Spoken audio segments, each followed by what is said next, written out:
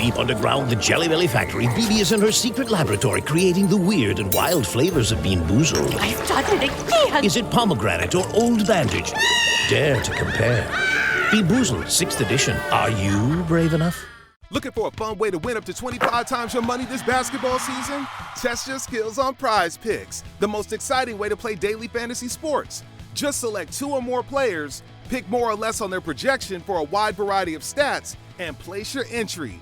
It's as easy as that. If you have the skills, you can turn $10 into $250 with just a few taps. Easy gameplay, quick withdrawals, and injury insurance on your picks are what make Prize Picks the #1 daily fantasy sports app. Ready to test your skills? Join the Prize Picks community of more than 7 million players who have already signed up. Right now, Prize Picks will match your first deposit up to $100. Just visit prizepicks.com/get100 and use code GET100. That's code GET100 at prizepicks.com/get100 for a first deposit matchup to $100. Prize Picks, daily fantasy sports made easy. $7 millones a la economía mundial. Toda vez que existen riesgos, más del 90% son MIPYMES, que generan 80% de... Dame 20 minutos de tu tiempo y yo a cambio te daré información sobre los temas más relevantes en materia de comercio exterior, fiscal y aduanas con un toque humano. Y hagamos un trueque, un podcast de TLC Magazine México. Hola a todos, muy buenas tardes, bienvenidos a Hagamos un Trueque, evento de TLC Magazine México. Qué gusto verlos después de una semana de ausencia. Espero que todos ya estén bastante descansados, que hayan podido estar con sus familias y tomarse un tiempo libre. Y qué mejor que arrancar esta semana con un tema que estamos seguros que a muchos de nosotros nos va a ser de mucha utilidad, a muchas de sus empresas también, para sus áreas contables y sus áreas financieras. El tema que abordaremos el día de hoy es la documentación adicional que debe formar parte de la contabilidad 2022. Y ya que abordaremos temas como que es una correcta integración del expediente contable, brindar a los contribuyentes el tener una correcta administración de los expedientes contables ayuda a dar certeza en las operaciones, ¿no? También en caso de algún inicio de facultades, en caso de alguna revisión o de una solicitud de saldos a favor, pues son buenas prácticas, ¿no? Que las empresas también deben de llevar a cabo para estar en cumplimiento. Y para hablar de este tema, qué gusto que nos acompañe el día de hoy el licenciado Carlos Castro Pérez. Bienvenido, licenciado, un gusto tenerlo aquí en Hagamos un Trueque. Muchísimas gracias, gusto en saludarlos a todos. Bienvenido, me da mucho gusto también ver que se siguen sumando nuestros panelistas. Y antes de cederle los micrófonos, licenciado, me gustaría dar un pequeño espacio al dato peque del día de hoy.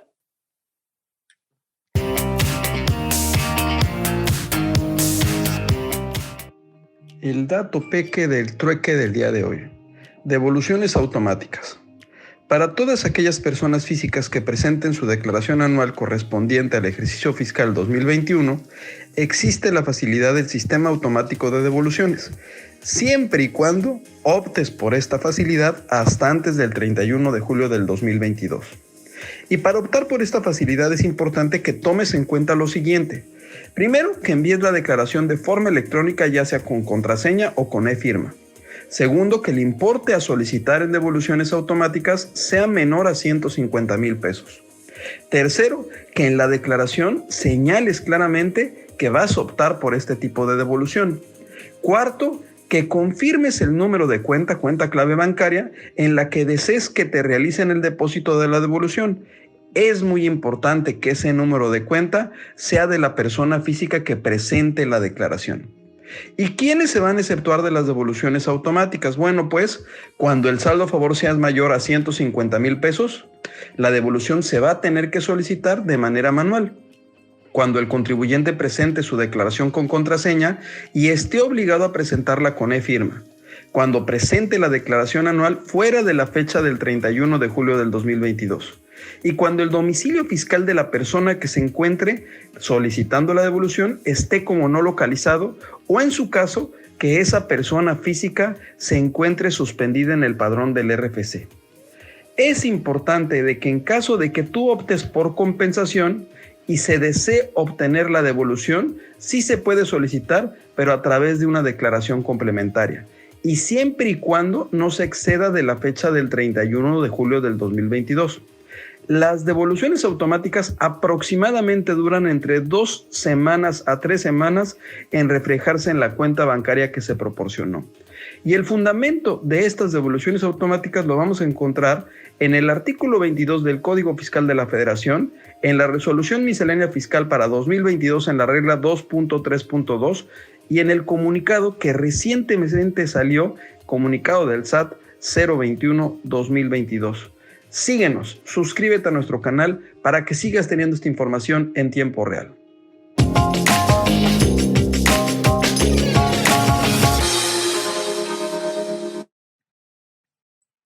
Listo, pues ahí está el dato peque del día de hoy. Muchísimas gracias. Y bueno, pues si me ayudan a proyectar la semblanza del licenciado Carlos Castro, muchísimas gracias. Abogado por la Universidad Nacional Autónoma de México, con posgrado en Comercio Internacional por el Instituto Nacional de Capacitación Fiscal desde 2009 a la fecha, se desempeña como director del despacho de consultoría jurídica en materia mercantil, corporativa, fiscal, de comercio exterior y aduanas.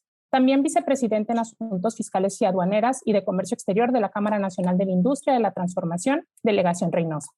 Fue director jurídico de la Asociación de Agentes Aduanales de Reynosa durante 4 años, proporcionando asesorías en gran variedad de materias. Como asociado en el despacho Robles Miaja, elaboró el proyecto de creación del régimen simplificado de tributo único, similar al régimen de incorporación fiscal actualmente en vigor, dado a conocer en la reforma hacendaria para el 2014. A requerimiento expreso del secretario de Hacienda, dentro de los trabajos de 2003 se desarrollaron para la reforma fiscal del Estado mexicano.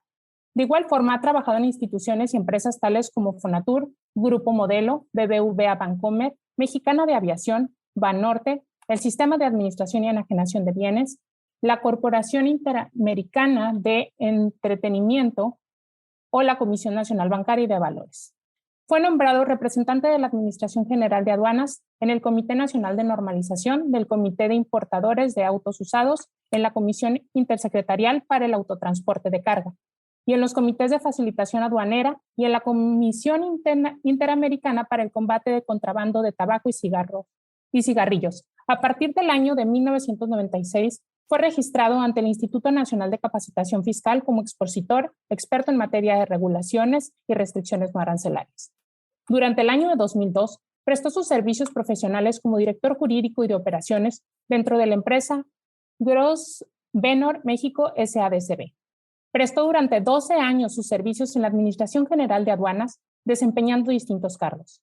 En el año 2000, participó como asesor operativo dentro del proyecto de modernización aduanera de la Administración General de Aduanas, auspiciado por las Organizaciones Mundiales de Aduanas y de Comercio. Y bueno, sin más preámbulo, licenciado Carlos Castro, les cedo los micrófonos. Le comento de manera muy breve que la plática pues tiene una duración aproximadamente de 1 hora. Dejamos a lo último un espacio para preguntas y respuestas, las cuales le estaré yo apoyando en leerlas de entre los asistentes y los panelistas. Y pues bueno, les cedo los micrófonos. Bienvenidos.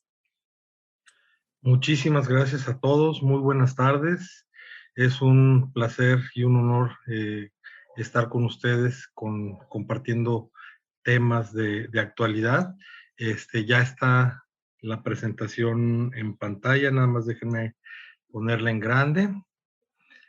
Espero que ya todos le estén viendo correctamente, ¿verdad? Primero que nada, quiero comentarles que esta es una plática muy interesante que debería de ser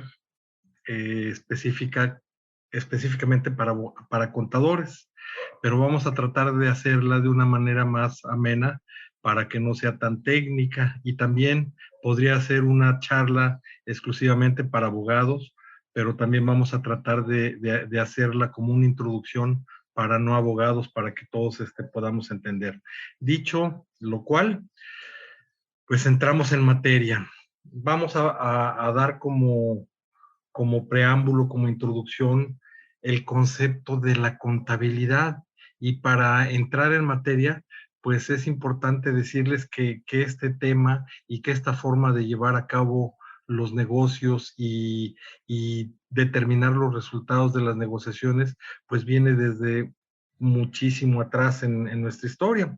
Tenemos como un primer y un más exacto antecedente, un libro que se llama Suma de Aritmética, Geometría, Proporcione e Proporcionalía, que escribió un señor que era comerciante veneciano y que se llama Luca Pacioli.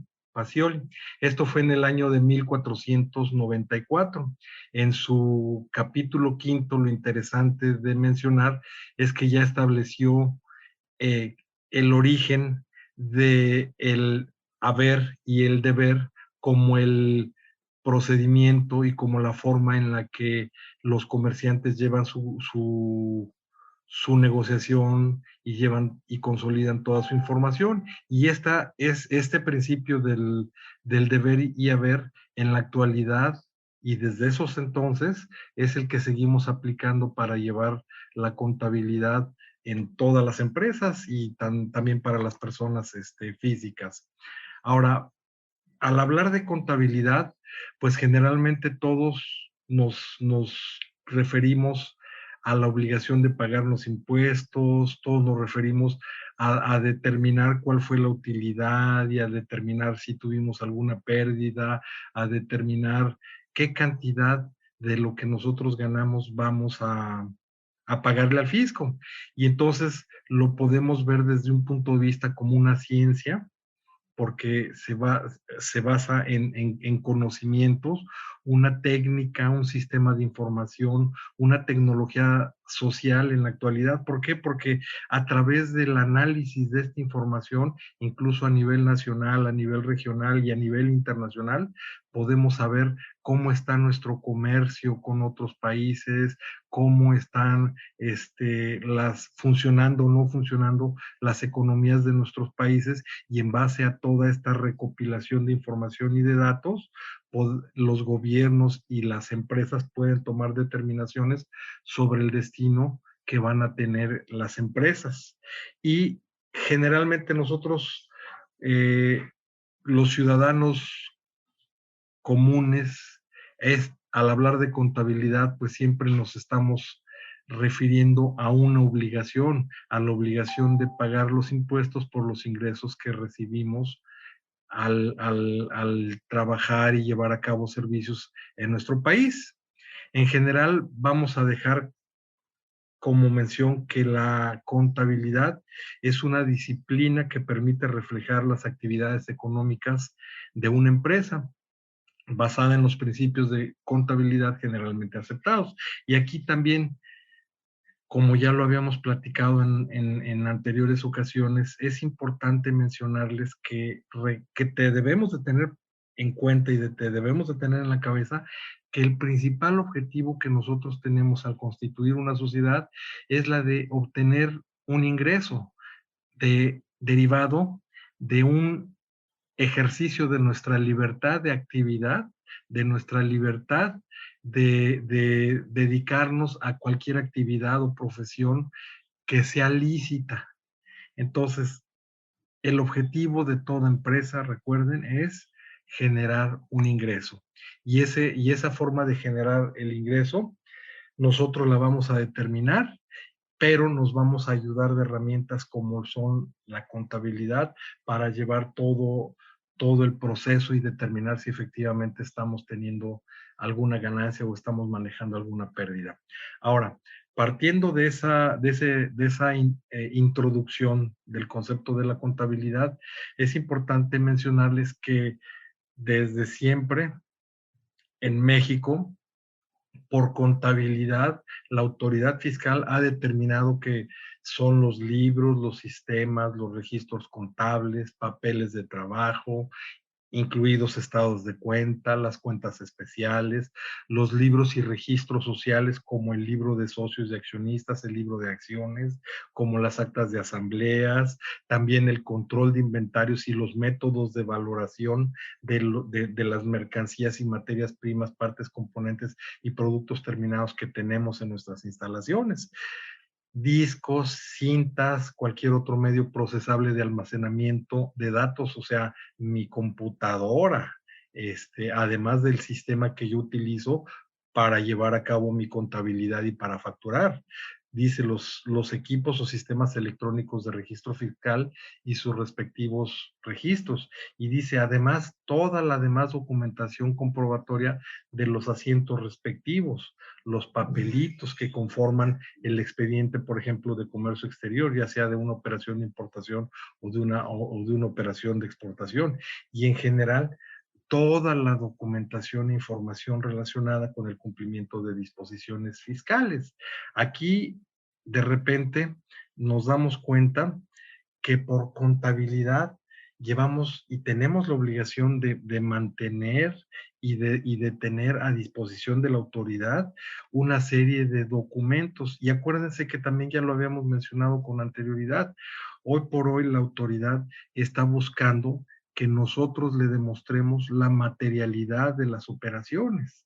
Y entonces, la parte de la contabilidad incluso van a llegar a ser hasta los contratos, los correos electrónicos que nosotros intercambiamos con nuestros clientes o con nuestros proveedores, donde les decimos qué tipo de servicios, qué características de las mercancías, qué tipo de seguros, qué tipo de fletes, en qué momento queremos recibir o las mercancías que estamos comercializando o de qué manera vamos a prestar los servicios, con qué periodicidad, que si va a haber plazos para los pagos, etcétera, etcétera. Bueno, pero adicionalmente a toda esta información que se intercambia cotidianamente entre las empresas, también, por ejemplo, están los avisos o solicitudes de inscripción al RFC, y aquí no necesariamente se trata de obligaciones de pago de impuestos, sino se trata de obligaciones formales que la autoridad nos determina, por ejemplo,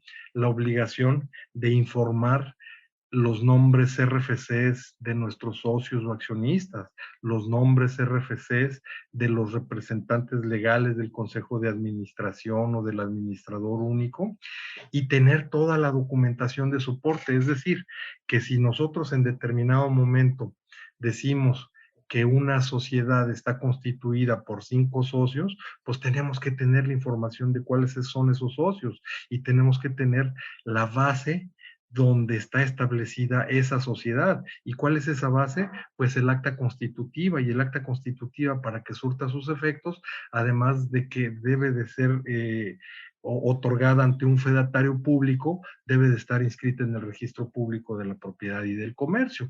Y todos estos datos y todos estos elementos son los que debemos de ir guardando y debemos de ir conservando como parte de la documentación en la contabilidad. ¿Por qué? Porque al final toda esta información es la que nos va a servir de base para proporcionar toda esta información a la autoridad en caso de que presentemos un aviso o en caso de que la autoridad, en ejercicio de sus facultades de comprobación, nos lo requiera o nos lo pida en una visita domiciliaria, por ejemplo.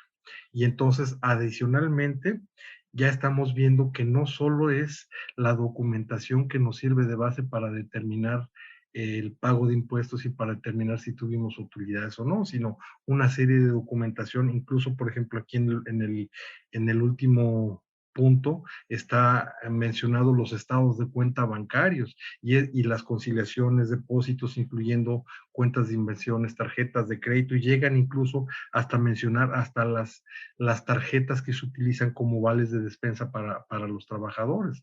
Y esto, vuelvo a insistir, nos trae a la cabeza que la autoridad lo que está buscando es que le proporcionemos los elementos de trazabilidad de todas nuestras operaciones y que le proporcionemos los elementos para comprobar la materialidad de nuestras operaciones. Como ya lo habíamos comentado en su oportunidad, por ejemplo, que si yo voy a fabricar pernos, remaches, o que si yo voy a hacer tubos de acero, o que si yo voy a fabricar asientos para vehículos, o que si yo voy a fabricar aires acondicionados, pues que efectivamente yo tenga los empleados, que los empleados tengan la preparación, que exista la maquinaria, que existan las herramientas, que exista el rastreo de dónde yo estoy comprando la materia prima, partes y componentes que incluso pueden ser importados o pueden ser nacionales, que tenga los pedimentos, que tenga las órdenes de compra que yo estoy generando, pero adicionalmente que le demuestre que yo tengo la maquinaria y el equipo para llevar a cabo el proceso para esa elaboración, o incluso para la reparación, que yo tengo la maquinaria, es decir, tengo unas instalaciones, unas oficinas, tengo unos almacenes, tengo al personal que me da el proceso de trabajo y lo desarrolla en mis instalaciones, y al final tengo el producto terminado, y a su vez ese producto terminado yo lo vendo, y debo de tener las órdenes que me piden, las transferencias de dinero con las que me pagan, o los depósitos a través de cuentas de cheques, etcétera, etcétera, y todo para demostrar que efectivamente los FDIs que yo estoy expidiendo como comprobantes por la venta de un producto en territorio nacional, efectivamente no son operaciones que sean consideradas como no hechas, o que esas operaciones sean inexistentes, y como al final, en la mayoría de los casos, nosotros tenemos la obligación de demostrarle a la autoridad todos esos extremos, pues debemos de conservar toda esta documentación. La autoridad te puede decir, bueno, yo presumo que la operación es inexistente porque fui a tu domicilio y no observé tal o cual circunstancia. Y entonces, en el proceso administrativo que se inicia con motivo de toda esta ejercicio de facultades de comprobación, yo como particular voy a tener que demostrarle a la autoridad que está equivocada y proporcionarle toda la información. Y entonces, como les decía, parte de la contabilidad tradicionalmente está las acciones, partes sociales, documentación relacionada con la contratación incluso de mi personal, la documentación de las operaciones de importación, documentos, información de registro de todas mis operaciones, de todos mis actos, de todas mis actividades. Bueno, pues adicionalmente, a partir de este año, y es ahora sí que después de toda esta introducción, el tema al que vamos a tratar, con la reforma fiscal que entró en vigor a partir del 2022, parte de la documentación que ahora la autoridad está determinando que forma la contabilidad también, y que tenemos nosotros la obligación de obtener y de conservar, y también tenemos la obligación de proporcionarle a la autoridad cuando ella no lo requiera, es toda la información y documentación que debe de ser fidedigna, que debe de estar completa y que debe de estar actualizada de los beneficiarios controladores de la empresa. Esto no lo dice Carlos Castro. Esto está establecido en el artículo 32B, es en el TER, es decir, 32B TER del Código Fiscal de la Federación vigente. Y esta es la modificación de la que vamos a hablar. Y para poder entender correctamente de qué estamos hablando, lo primero que tenemos que hacer es definir quién es el beneficiario controlador. Y yo les diría, por principio de cuentas, la figura del beneficiario controlador en la legislación mexicana, en la legislación fiscal mexicana ya existía. Pero este beneficiario controlador se refería, y la autoridad lo mencionaba, únicamente para aquellas actividades que, conforme a la Ley Federal de Prevención e Identificación de Operaciones con recursos de procedencia ilícita, que todos la conocemos como la Ley Antilavado de Dinero o la Ley FPIORPI, desde el año del 2012, la autoridad ya determinó y dijo: el beneficiario controlador para efecto de actividades antilavado de dinero, pues ya no va a ser una empresa. ¿Por qué? Porque al final, desafortunadamente, muchas veces la autoridad, al ejercer facultades de comprobación, determinaba un crédito fiscal a nombre de una empresa y pues de repente desaparecían las empresas o empezaba la liquidación y empezaban a determinar qué montos de qué cantidades y de cuál origen se iban a estar destinando para pagar los impuestos omitidos, las multas y demás que estuvieran pendientes, pero de repente los montos de la negociación, de las materias primas y de todo lo que tenían las empresas, de repente no era suficiente para el monto de los créditos que en determinado momento la autoridad alcanzaba a determinar. Entonces dijo, bueno, pues vamos a ir modificando toda esta situación de forma tal que ahora ya vamos a definir que primero me voy a ir a determinar créditos fiscales a las empresas, pero si el monto del crédito es superior a los bienes de la empresa, sí me voy a ir ahora en contra de las personas físicas que forman parte de esta empresa. Y entonces ya ha ido haciendo las modificaciones y las adecuaciones a la legislación aduanera, a la legislación fiscal, a la legislación de comercio exterior, y poco a poco ha ido ahora regulando cuáles van a ser los procesos que se van a llevar a cabo para primero, aplicando el beneficio de órdenes y exclusión, requerir a la empresa el monto de los créditos fiscales y en caso de que esos créditos fiscales no sean cubiertos al 100%, entonces ya irse en contra de los socios, accionistas, representantes legales, apoderados, administradores únicos, hasta que le paguen el 100% del crédito fiscal. Entonces, aquí, bajo esa tesitura y bajo esa óptica, es que la autoridad, desde el 2012 en materia de lavado de dinero, fue definiendo la figura del beneficiario controlador para efectos antilavado de dinero. Para efectos fiscales, este beneficiario controlador entra en vigor a partir del 1 de enero del 2012 y la autoridad dice, va a ser una persona física o un grupo de personas físicas, es decir, el socio o el dueño de la empresa o el administrador único o el gerente general, que es el que toma las decisiones y que lleva a cabo el control y define hacia dónde va el rumbo de la empresa.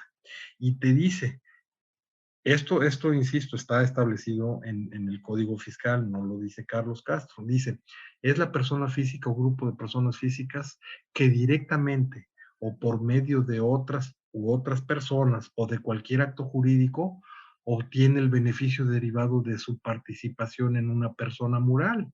Y entonces aquí la primera reflexión que yo los invito a hacer es, ¿a qué beneficios se está refiriendo el Código Fiscal? Bueno, pues cuando somos un grupo de personas que decidimos hacer una sociedad, el beneficio es la utilidad fiscal que se genera, es decir, ya pagué los impuestos, ya le pagué a mis trabajadores, ya hubo reparto de utilidades y al final queda una ganancia como un margen que es el beneficio que los empresarios, que son los dueños de la empresa, pueden obtener de toda esta negociación. Y entonces, si yo soy un socio o un accionista y en estricto sentido en algún momento obtengo un beneficio económico y que sea tangible, que sea determinado en dinero, en efectivo, entonces yo puedo decir que yo sí estoy obteniendo ese beneficio y que yo sí puedo ser considerado como ese beneficiario controlador. Ahora, acuérdense que muchas veces como socios no necesariamente voy a participar entregando una cantidad de dinero e invirtiendo una cantidad de dinero, sino yo puedo tener un terreno y en ese terreno se puede establecer un almacén, un negocio donde se pueda llevar a cabo operaciones y entonces yo estoy participando dentro de la sociedad para constituir la sociedad, pero por el monto del valor de ese inmueble. O puedo ser, por ejemplo, un socio industrial. Resulta que no tengo dinero, resulta que no tengo bienes, pero pues resulta que yo soy el abogado y yo soy el contador, y entonces yo voy a ser la persona que los va a ayudar a llevar a cabo la administración y ejecutar todas las decisiones que se tomen en cuenta. Y entonces, a lo mejor yo no participo con una cuestión económica, pero mi trabajo, que es lo que yo aporto, forma parte de mi sociedad, y esa es la parte en la que yo voy a participar, y en ese monto es el beneficio que yo voy a obtener. Y acuérdense que en el momento en el que se constituye una sociedad, en muchas ocasiones se define que yo como socio tengo derecho a obtener una utilidad, pero si adicionalmente yo trabajo para la empresa como gerente, como administrador único, pues también tengo derecho a recibir aparte un salario. Entonces, ahí están los elementos que la autoridad en determinado momento tiene para determinar si efectivamente estás obteniendo o no un beneficio de participar en esa persona moral. Y es muy delicado esto que estoy comentando, porque al final la autoridad este concepto lo abrió y lo dejó muy amplio, porque originalmente estamos hablando únicamente de personas morales, y aquí no estamos hablando ni de personas físicas con actividad empresarial, ni de personas físicas con actividad profesional. Es decir, únicamente la obligación va dirigida a las empresas, no a las personas físicas. Una empresa que esté conformada y constituida por un grupo de personas físicas, esas personas físicas van a ser los beneficiarios controladores. Y luego dijo la autoridad, también la obligación la van a tener los fideicomisos, y también la obligación va a surgir cuando existe un beneficio, y dijo, derivado de cualquier otra figura jurídica. Y de repente ahí es cuando las cosas empezaron a complicar, porque de repente no sabemos a qué quiso referirse la autoridad cuando dejó tan abierto esto como cualquier otra figura jurídica. Y ahorita déjenme platicarles que como es algo tan novedoso, ahorita incluso entre los síndicos de contribuyentes hemos tenido varias reuniones y hemos platicado de este tema, de forma tal que estamos pidiéndole a la autoridad que nos interprete y que nos diga qué quiso decir al mencionar. With Lucky Land Slots, you can get lucky just about anywhere. Dearly beloved, we are gathered here today to... Has anyone seen the bride and groom? Sorry, we're here. We were getting lucky in the limo and we lost track of time. No, Lucky Land Casino, with cash prizes that add up quicker than a guest registry. In that case, I pronounce you lucky. Play for free at LuckyLandSlots.com. Daily bonuses are waiting. No purchase necessary. Void where prohibited by law. 18+. Terms and conditions apply. See website for details. Okay, round two. Name something that's not boring. A laundry? Ooh, a book club. Computer solitaire, huh? Ah, sorry. We were looking for Chumba Casino. That's right. ChumbaCasino.com has over 100 casino-style games. Join today and play for free for your chance to redeem some serious prizes. ChumbaCasino.com. No purchase necessary. Void where prohibited by law. 18+. Terms and conditions apply. See website for details. Cualquier otra figura jurídica, porque nosotros podríamos analizar y definir, pero realmente lo que necesitamos es que en este caso sea la autoridad, que es la que creó esta figura y que está estableciendo esta obligación, para que nos determine hasta dónde va a ser el alcance.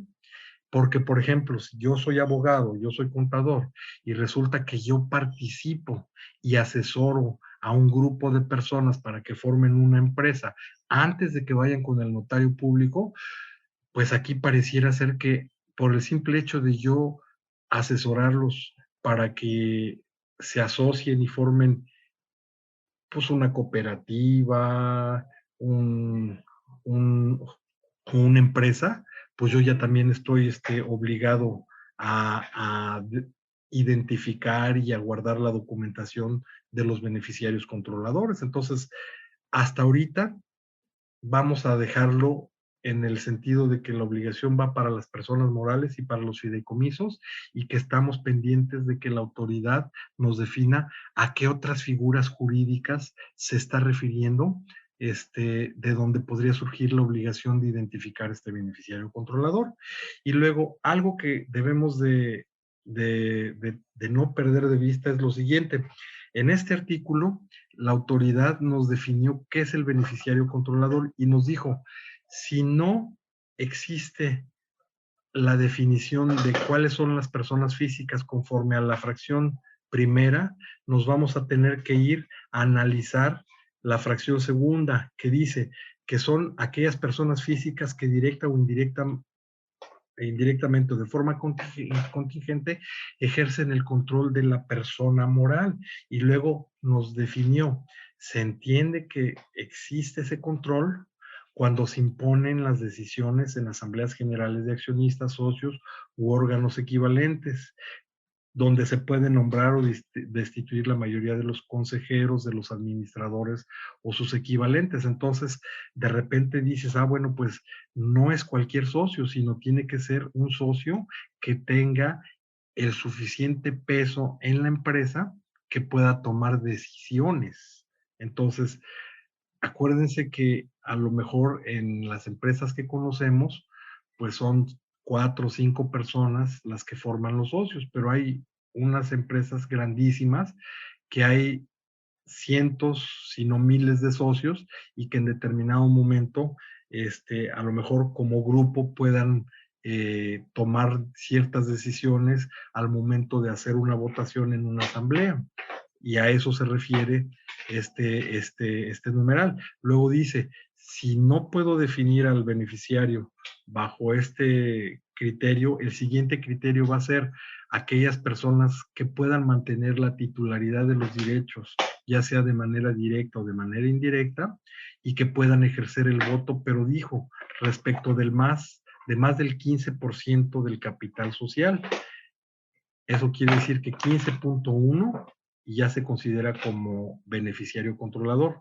La diferencia que la autoridad fiscal determinó en el beneficiario controlador para efectos de la ley antilavado de dinero es que en esta parte la persona que debe de ser considerada como beneficiario controlador es aquel que ejerce más del 50% del capital social, es decir, 50.01, y ya ese es ya lo podemos considerar como socio controlador. Y al final dijo, si no podemos llegar a distinguir y a definir cuál es ese beneficiario controlador, esa persona física, vamos a hacerlo analizando aquella persona que pueda dirigir directa o indirectamente la administración, las estrategias o las principales políticas de la persona o del fideicomiso o de cualquier otra figura jurídica de la que se trate. Entonces, este es el beneficiario controlador, la persona que decide, la persona que manda, la persona que tiene el dinero, la persona que puede ejercer los usos, el uso, el goce y el aprovechamiento de determinados bienes. Y hablando de fideicomisos, aquí la autoridad, esto lo dijo en el artículo 32b cuarter, dijo, a mí vamos a mencionarlo de manera genérica, tratándose de fideicomisos, seas fideicomitente, seas fiduciario o seas fideicomisario, no importa quién seas, participas en un fideicomiso y entonces vas a ser un beneficiario controlador. Ahora vamos a poner aquí para que la mayoría de las personas lo entiendan de qué se trata un fideicomiso. Vamos a pensar que yo soy el dueño de un inmueble. Vamos a pensar que tengo a mi esposa y vamos a pensar que tengo 3 hijos, pero pues bueno, yo los conozco y que sé que son medio gastalones y que andan medio despilfarrando el dinero, y yo lo que no quiero es que se acaben todo el dinero, y entonces digo, ¿sabes qué? Para evitar que se gasten todo ese dinero, en vez de heredarles en vida esa propiedad la utilizo para formar un fideicomiso. Se la doy a un banco a través de la firma de un contrato y le digo, banco, tú me vas a ayudar a hacer casas o a hacer un almacén y tú vas a rentar ese almacén. Y entonces tú vas a obtener una ganancia porque tú lo vas a administrar y tú lo vas a desarrollar y me vas a estar cobrando a mí una cantidad X por tus servicios. Pero de la mayor parte de lo que se reciba lo vas a entregar a mis beneficiarios, que en este caso serían mis fideicomisarios, que como en el ejemplo que les estoy poniendo son mis hijos. Entonces, ¿sabes qué? Tengo 3 hijos y entonces a cada uno le vas a dar el 30% y el otro 10% te lo vas a conservar tu banco porque tú eres el que va a administrar este negocio. Y de esa manera lo que estoy haciendo es evitar que ellos, mis hijos, tengan la administración directa o tengan el poder incluso de hasta vender, enajenar o hacer lo que quieran con la propiedad, y ya me aseguré de alguna manera de preservar eso como parte del patrimonio que les voy a dejar, y lo va a administrar el banco. Ese es un ejemplo de un fideicomiso.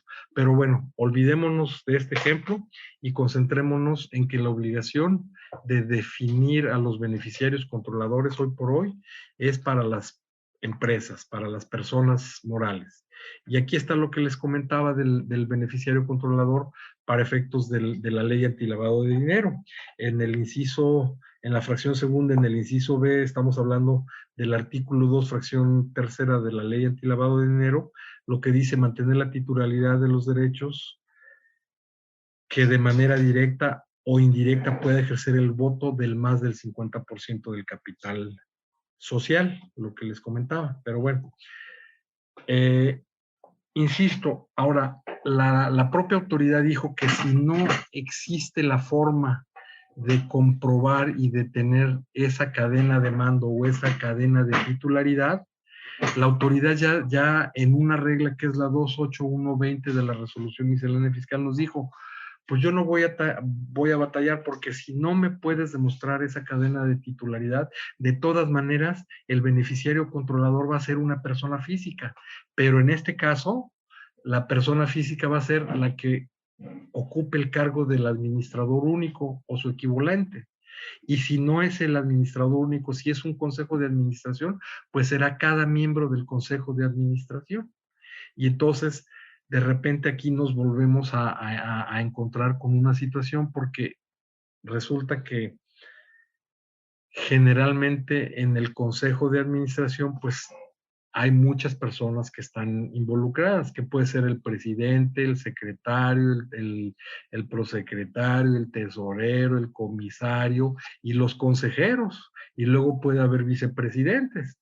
Y entonces, imagínense si a veces se nos va a complicar demostrarle a la autoridad esa cadena de mando, porque para definir quién es el beneficiario controlador, nos vamos a tener que meter a revisar nuestras actas constitutivas, nuestros poderes notariales, y la situación accionaria de la empresa. Y si resulta que un socio es una empresa, pues vamos a tener que hacer ese análisis sobre esa empresa que es socia, hasta llegar a definir cuál es la persona física que es el beneficiario controlador. Y precisamente previendo esta situación, la autoridad dijo, bueno, y si después de hacer un análisis de toda la información, resulta que pues son corporaciones internacionales extranjeras las que forman parte como socios de la sociedad, pues entonces vamos a definir que el beneficiario controlador es el administrador único o las personas que integran el consejo de administración. Y de esas personas vas a tener que identificar y vas a tener que proporcionar toda la información. Bueno, posteriormente, como les decía, conforme al Código Fiscal,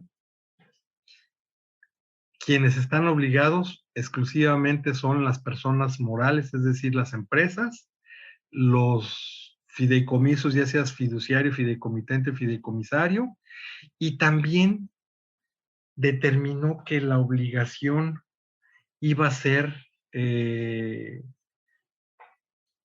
parte del trabajo que hacen los notarios y corredores públicos que intervienen en la constitución de esas sociedades. Y entonces, a lo mejor a ellos no les va a pedir que tengan la información actualizada, pero sí les va a decir, cuando constituyes la sociedad, para poderla constituir y dar fe de hechos, pues vas a tener que obtener toda la información para identificar a los beneficiarios controladores que forman parte de la sociedad en la que tú estás dando fe pública.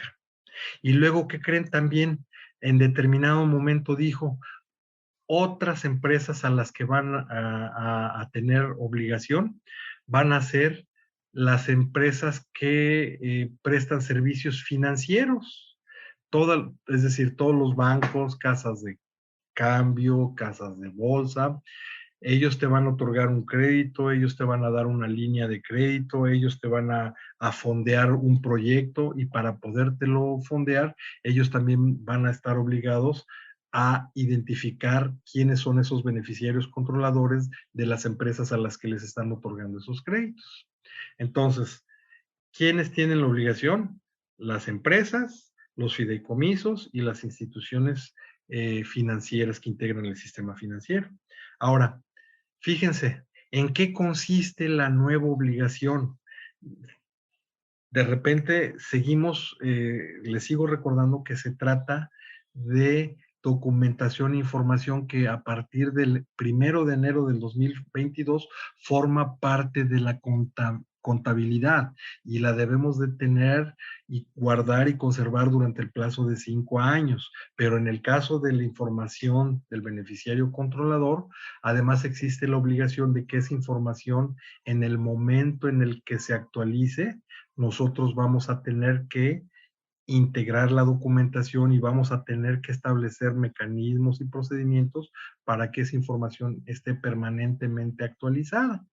Y ahora, ¿cuáles son todas las obligaciones que se refieren a este beneficiario controlador?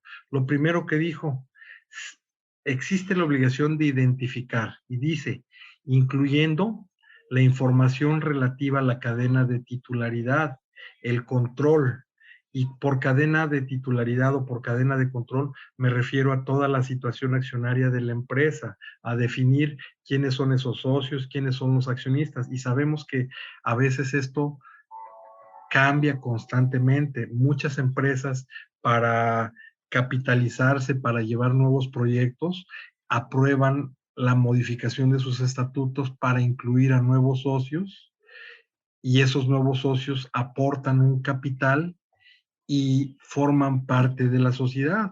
Y entonces vamos a tener que analizar nuestra estructura de socios y vamos a tener que revisar completa todas las, desde el acta constitutiva hasta todas las demás actas que se hayan celebrado, donde hay modificaciones de socios, ampliaciones de capital, reducciones de capital, etcétera, etcétera, etcétera. Hasta identificar esa cadena de titularidad y decir, hoy por hoy, el día de hoy, mis socios, mis accionistas son tales y cuales personas. Y bueno, ya ahí ya cumplo con determinar esa cadena de titularidad o esa cadena de control, pero fíjense, dice, debo de obtener la información que sirve para la identificación y entonces eso significa incluso obtener copias de las fes de hechos, de las actas, donde aparece incluso el registro, el sello del registro público de la propiedad y que ya quedaron inscritas y registradas. Dice, debo de verificar, debo de validar y aparte debo de conservar como parte de la contabilidad toda esa información y toda esa documentación. Y adicionalmente, tengo la obligación de proporcionarle al SAT toda esa información que debe de ser, insisto, fidedigna, completa, actualizada de esos beneficiarios controladores. Ahora, hey guys, it is Ryan. I'm not sure if you know this about me, but I'm a bit of a fun fanatic when I can. I like to work, but I like fun too. It's a thing. And now the truth is out there. I can tell you about my favorite place to have fun. Chumba Casino. They have hundreds of social casino style games to choose from with new games released each week. You can play for free anytime, anywhere. And each day brings a new chance to collect daily bonuses. So join me in the fun. Sign up now at ChumbaCasino.com. No purchase necessary. VGW Group. Void where prohibited by law. See terms and conditions. 18+. Adicionalmente me dice, tratándose de cuentas financieras, obtener la información de los beneficiarios, y se deben de adoptar, esto es para los bancos y para las instituciones financieras, adoptar las medidas razonables a fin de comprobar su identidad y proporcionar la información y documentación al SAT cuando lo requiera. Mantener actualizada la información, y aquí la autoridad desde ya nos dijo, cuando haya una modificación, la sociedad tiene 15 días naturales para integrar la documentación, integrar la información y anexarla a la contabilidad de forma tal que siempre la mantenga actualizada. Y además me dijo, voy a implementar procedimientos de control interno debidamente documentados, razonables y necesarios para conservar la información. ¿Eso qué quiere decir? Que yo dentro de mi empresa voy a tener que establecer políticas, lineamientos, y se los voy a tener que dar a conocer a los socios para que ellos sepan que existe la obligación de que me tienen que proporcionar toda esa información. Que están obligados y que tienen un plazo legal para hacerme llegar a mí como administrador único, como representante legal o a la persona que la sociedad define y decida que va a ser la encargada de recabar la información, administrarla y guardarla como parte de la contabilidad, porque ahorita estamos hablando de quién es el beneficiario controlador, pero cuando ya entremos a la parte de ver qué información es, de repente me van a decir, oye, Carlos, pues es que es demasiada información y es muy confidencial. Y entonces esto también tiene que traerles a la cabeza el hecho de que ustedes como empresarios, ustedes como empresa, van a tener que tener su aviso de privacidad al día para cumplir con las obligaciones de la ley de protección de datos personales en posesión de particulares, y van a tener que tener también actualizado el procedimiento para que en determinado momento, si la información no es correcta o no está completa, se actualice y los beneficiarios controladores les proporcionen todo esto. Entonces, ya se dieron cuenta que no es una obligación simple, sino es una obligación compleja. Y luego, por ejemplo, en el último párrafo nos dice, conservar la información del beneficiario controlador, de la cadena de titularidad, de la cadena de control y toda la documentación que sirva de sustento y la documentación comprobatoria. Y como todos bien sabemos, esta obligación es por el plazo de 5 años. Y además aquí, como tiene que estar actualizada, como constantemente se va a estar actualizando, pues esta información permanentemente debe de formar parte de la contabilidad de las empresas y no puede estar en un domicilio que sea diferente al principal asiento de negocios. Oye, no, pues es que le está viendo un despacho y le está analizando y ellos son los que la tienen. No, señor, es parte de tu contabilidad, la tienes que tener en donde están tus FDIs, en donde están tus libros, en donde está toda tu documentación, donde están tus declaraciones anuales. Ahí juntito a eso debes de tener tu expediente de toda esta con toda esta información y con toda esta documentación. Y luego, fíjense, dice, proporcionar, permitir el acceso oportuno a las autoridades, otorgarle todas las facilidades para que accedan a la información, a los registros, datos y documentos relativos a la identificación. Es un trabajo muy extenso y déjenme decirles adicionalmente, la obligación entró en vigor el 1 de enero del 2022. Ahorita, desafortunadamente, para efecto de nuestro compliance en las empresas, si apenas estamos empezando a saber de este tema y analizar este tema, pues ya necesitamos reaccionar urgentemente y ponernos a trabajar, porque a partir del 1 de enero, en cualquier momento, la autoridad, vía requerimiento de documentación, nos puede pedir toda la información que a continuación les voy a decir. ¿Qué documentación y qué información es la que vamos a tener que integrar en el expediente para identificar al beneficiario controlador de la empresa? Y te dice, bueno, pues el nombre, con nombres y apellidos conforme a la documentación oficial que acredite su identidad. O sea, aquí ya me está diciendo, no solo debo de tener el nombre, sino además, pues cuando menos tengo que tener su pasaporte o su INE, porque acuérdense que la obligación es de que la información esté fidedigna, pero que además yo la compruebe. ¿Y de qué manera la voy a comprobar? Pues a través de tener una copia digitalizada en PDF o escaneada o cuando menos en fotocopia, a lo mejor hasta color, de su pasaporte donde aparezca correcto y completo su nombre. Oigan, y luego dice su alias, ¿no? Pues a mí me conocen como Juanito, como Ponchito, como el Uyuyuy, como el Tuercas, etcétera, etcétera. Y resulta que en la primaria me decían de una manera y en la secundaria me decían de otra. Bueno, pues tengo que especificarles todos mis alias y tengo como cinco apodos, imagínense. Y lo debemos de tener dentro del expediente. Ahora, aquí el detalle es que, por ejemplo, para efecto del alias, no me dice de qué manera yo lo voy a corroborar. Y entonces yo lo que les sugeriría es que hicieran un cuestionario donde ustedes pusieran toda esta información y ustedes se lo entreguen, que lo llenen y que se los firmen para que ustedes tengan la seguridad de que esa es la información que les proporcionó la persona que ustedes identifican como el beneficiario controlador.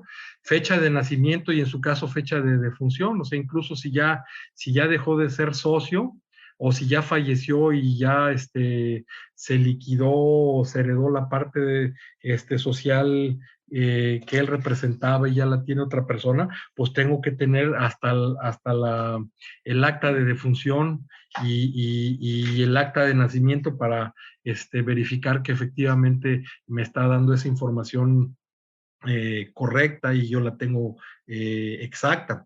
País de origen y nacionalidad, y en caso de que tengan múltiples nacionalidades, pues vamos a tener que decirles, oye, enséñame toda tu documentación, y ¿sabes qué? Pues que soy nacional de Estados Unidos, y también soy francés o español, y también soy mexicano. Bueno, pues a ver, enséñame tus documentos donde te acreditan esas nacionalidades, y déjame copia para que yo las puedas juntar como parte de la documentación. El CURP o su equivalente para efectos fiscales, fíjense, o sea, su tax ID o el número que utilicen en el país de donde son o originarios o donde están residiendo actualmente. Fíjense qué delicado, el estado civil con identificación del cónyuge, régimen patrimonial o identificación del concubino incluso, o sea, puedes no estar casado, pero puedes estar viviendo en unión libre, y si ya tienes más de 3 o 4 años, pues hasta el nombre del cónyuge o del concubino o concubina debes de estar informando. Ahora, acuérdense, estamos hablando de que tengo que verificar esa información, y para poderla verificar no basta con que ese beneficiario controlador, que es el socio o el accionista de la empresa, me diga la información, sino yo le tengo que pedir, pues enséñame tu acta de matrimonio, y yo tengo que guardar esa información. Oye, que ya se divorció, oye, que ya se volvió a casar, bueno, pues son modificaciones. Tengo el plazo de 15 días naturales para modificar esa información y para integrarla debidamente. Nos piden correo electrónico, números de teléfono, domicilio particular y domicilio fiscal, luego la relación con la persona moral o la calidad que ostenta, socio, accionista, administrador único, representante legal, etcétera, etcétera. Grado de participación, incluso el porcentaje de las acciones que yo tengo como socio, descripción de la forma de participación, que si soy socio capitalista, socio industrial, el número de acciones, el lugar donde las acciones o las partes sociales y las participaciones se encuentran depositadas o en custodia, la fecha en la que ingresé a la sociedad, la fecha en la que me salí, el tipo de modificación de la participación, si hubo aumento o disminución ¿cómo se llama? Si hubo aumento o disminución de capital, y la fecha de determinación de la participación o del control. Y luego, en caso de la cadena de titularidad, pues me pide que tenga toda la información de las actas, acta constitutiva y de las demás actas de modificaciones. ¿Por qué? Porque me pide incluso país de jurisdicción o constitución y la inscripción en el registro, país de jurisdicción o de residencia fiscal, clave del RFC, domicilio fiscal de la persona moral que es socio para tener toda esta información e identificación. Ahora, se dan cuenta que es demasiada información de cada socio y de cada controlador, de cada beneficiario controlador. Entonces, afortunadamente, a través de TLC nos van a hacer el favor de proporcionarles y de compartirles toda esta información para que ustedes ya la vayan juntando y ya la vayan analizando y la tengan a la mano. Aquí lo principal, más allá del hecho de que las empresas, si yo no cumplo, las empresas de gobierno, los gobiernos federales, estatales o municipales no me vayan a contratar, las multas que la autoridad determinó están altísimas y de repente nos está diciendo que por no presentar la información, por presentarla de manera incompleta, inexacta o con errores, la multa es de 500,000, 800,000 pesos. Si no mantenemos esa información actualizada, la multa puede ser de 800 a 1,5 millones. Y si de plano ya no lo obtenemos, la multa puede llegar de 1,5 millones a 2 millones de pesos. Y dice, por cada beneficiario controlador. Entonces, sí o sí, para efecto de nuestro cumplimiento, para efecto de evitar cualquier situación, ya debemos de estar trabajando y ya debemos de tener toda esta información en una carpeta por cada beneficiario controlador. Ahora, como les decía, para terminar la plática, aquí lo importante es por qué la autoridad está estableciendo la figura de este beneficiario controlador. Pues porque ya hizo la modificación a través del artículo 26, fracción tercera del Código Fiscal de la Federación, y ya señaló que cuando haya créditos fiscales que no han sido cubiertos, si la empresa no los paga, entonces se va a ir contra el administrador, el gerente general, o se va a ir en su caso en contra de los socios y accionistas. Y los socios o accionistas hoy por hoy ya son responsables solidarios respecto de las contribuciones que se hubieran causado y que no se hubieran cubierto. Y te va a decir, y la responsabilidad la va a determinar en base a la cantidad de acciones que ustedes como socios o accionistas lleguen a tener. Ahora, es importante que hay ciertas reglas para determinar esa responsabilidad solidaria. Y la autoridad ha dicho, la responsabilidad de los socios, accionistas, administradores aplica cuando la empresa no se haya inscrito en el RFC, cuando cambie de domicilio fiscal, cuando no lleven la contabilidad, cuando desocupen el domicilio fiscal. O sea, no es tan fácil y no es tan sencillo que me apliquen esa responsabilidad solidaria. Sin embargo, ya la autoridad está estableciendo cuáles son los mecanismos, los procedimientos que en determinado momento va a llevar a cabo para así obligarme a que yo pague las diferencias de contribuciones cuando los bienes de la empresa no alcancen a cubrir los créditos fiscales. Por mi parte, yo creo que es todo. Aquí les dejo la presentación y por favor estoy a su disposición para cualquier comentario, duda, aclaración sobre este tema. Muchas gracias. Y pues antes de que nos despidamos, vamos a proyectar un flyer el día de mañana, las jornadas del contribuyente de Concanaco Servitur. Les extiendo una cordial invitación por parte de su presidente, el ingeniero Héctor Tejada, y su vicepresidente y moderador, el doctor Octavio de la Torre. El día de mañana esperamos nos puedan acompañar. Y pues bueno, ahí nos estaremos viendo sin duda.